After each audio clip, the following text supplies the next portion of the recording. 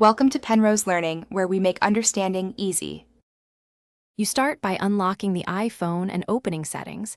This gets you to system controls. Next, tap display and brightness to access display-related options because auto lock lives there.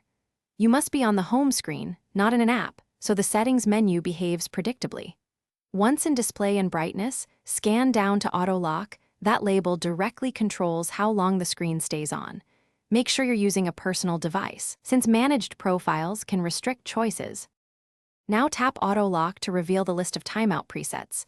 This is the action that changes sleep behavior. You'll see short options like 30 seconds and longer ones up to 10 minutes. Plus never, pick one based on battery and convenience. Once you select a value, the change is applied immediately. There's no save button. If you choose never, be aware the screen stays on until manually locked, which increases battery use and may cause screen burn-in over time. Once you've chosen a new auto lock time, lock the phone and wake it to confirm the setting works as expected. This verifies the change in real use.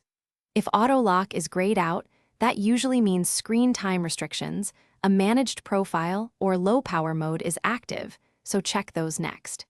If restrictions persist, restart the iPhone and review profiles in settings, removing a device manager profile or adjusting screen time. Thanks for watching. If this was helpful, leave a like and consider subscribing. See you next time.